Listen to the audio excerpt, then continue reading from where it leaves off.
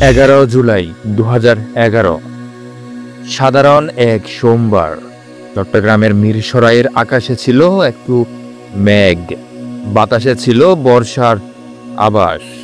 আবু তুরাব স্কুলের মাঠে তখনও যেন ছড়িয়েছিল কিশোরদের ধ্বনি। খেলা শেষ হয়েছে, মুখে বিজয়ের হাসি। কে হারলো কে জিতলো তা বড় কথা নয়, স্কুলের বন্ধুদের সঙ্গে খেলাটাই ছিল আনন্দের মূল উৎস। তারা জানতো না এই আনন্দই হবে জীবনের শেষ আনন্দ। বিকেল গড়িয়ে আসছে, একটি খোলা ট্রাকের পেছনে চড়ে প্রায় ৬০ জন স্কুল ছাত্র ফিরছিল নিজ গ্রামে।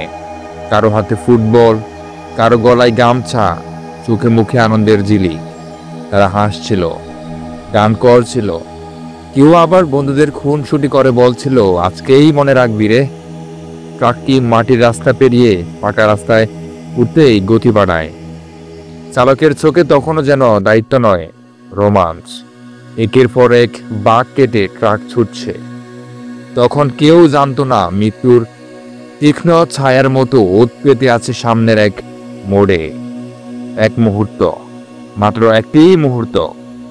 গাড়ির নিয়ন্ত্রণ হারিয়ে ট্রাকটি ধাক্কা খেয়ে পাশের খালে উল্টে যায়। আর মুহূর্তেই শুরু হয় বাঙালির ইতিহাসের এক ভয়ঙ্করতম আহাজারি। প্রতি বছরে জুলাই 11 এলে সেই জল থেকে জ্বলে ওঠে মিরসরাই, জ্বলে ওঠে বাংলাদেশ। এক একটি কোমল দেহ পানির নিচে হারিয়ে যায়। হাহাকার উঠে চারপাশে। মায়ের বুক পাটলেও সন্তান জেগে ওঠে না। বাবার শক্ত হাতে বারবার তুলে আনতে চায় ছেলেটাকে, কিন্তু সে নিথর, চোখ বন্ধ, আর কোনোদিন খুলবে না। যে হাত দিয়ে লিখত অঙ্কের খাতা, সেই হাত আজ নিথর। যে কণ্ঠে ছিল হাসির কলরব, সেখানে নেমে এসেছে চিরন্তর নিস্তব্ধতা।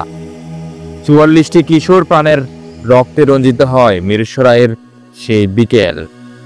চট্টগ্রামের মিরসরাই ট্রাক দুর্ঘটনায় কমপক্ষে ৪৪ জন নিহত হয়েছে। সেদিন পুরো দেশ থমকে গিয়েছিল। স্কুলের ক্লাসরুম খালি হয়ে গিয়েছিল। গ্রামের গলিতে আর কেউ বল খেলেনি।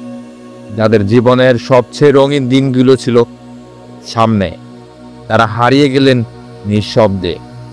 প্রতি বছর 11 জুলাই আসে, আর নিয়ে আসে সেই অশ্রুসিক্ত স্মৃতি। গ্রামের পথ ধরে হাঁটলে আজও কেউ হয়তো পিস পিস করে বলে, এই যে মাঠটা, এখানেই খেলেছিল তারা। সেদিনই শেষ।